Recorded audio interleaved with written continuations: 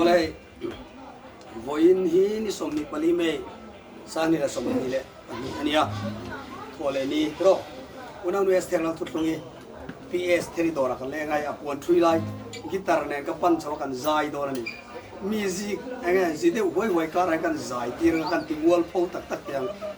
ka dor min fak sak rotia mase ka fak pe lo ama hen fak na ha sa don ni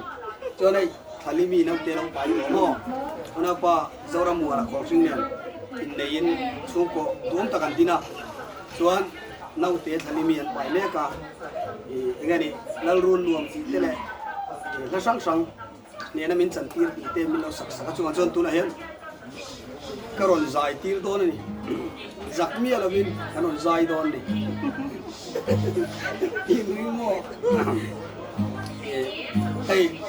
rong bot puna chuang man vak to lo tan pu na thuya sang thom no thuya ready made te po zuara tian an dor hi ei khok zorna ye kha a building ming hi second hand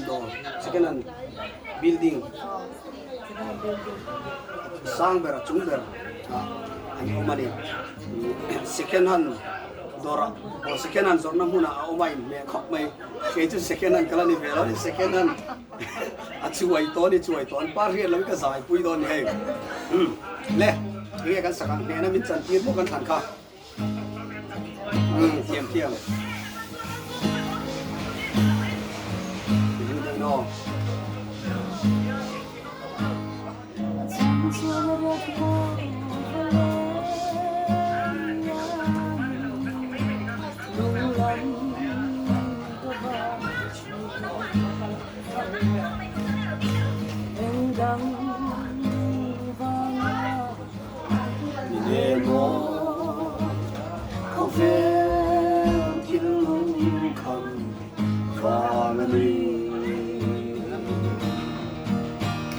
Sinh mừng lòng quang mà lòng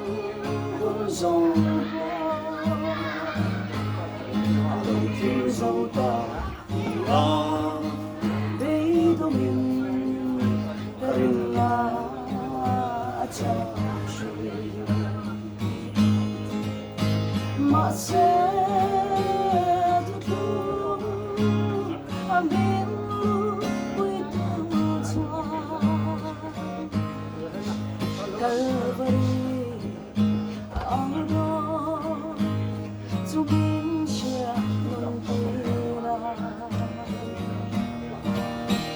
Kapa ani ngai dong shamang che athil di swala che in thoi dam ta iswada kalong HNEHNA min chantir ta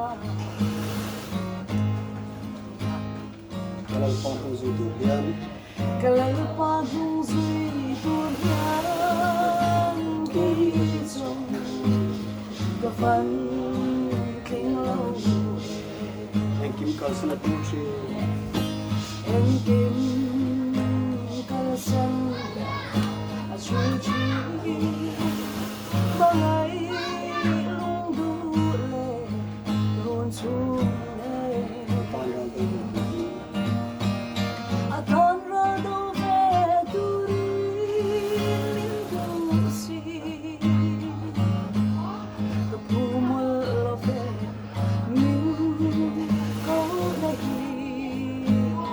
Don't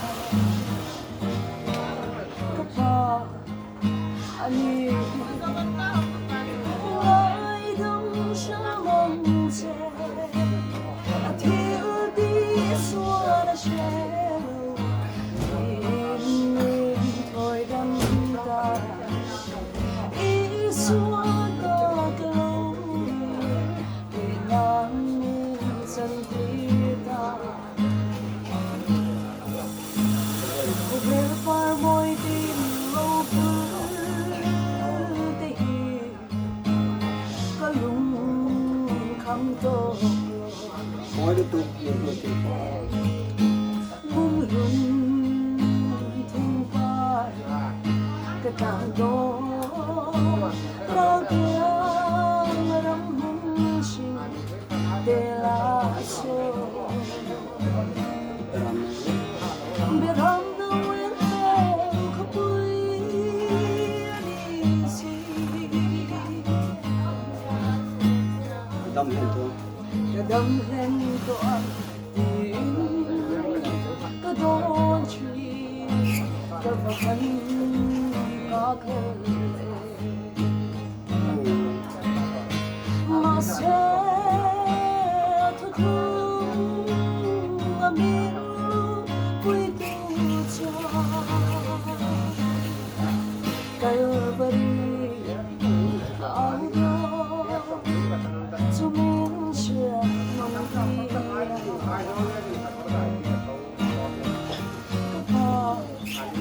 ai đi ngồi đông sao mong che thiếu đi xua là che đi im thôi đâm ta ý xua ta câu ta min chantir ta isu tak kalau ini xua ta câu ta min chantir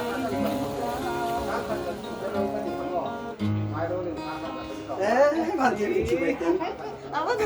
anh gồm lẽ vậy như nó cần mà sẽ cái này cái mà chứ nên nhìn vui ngày đó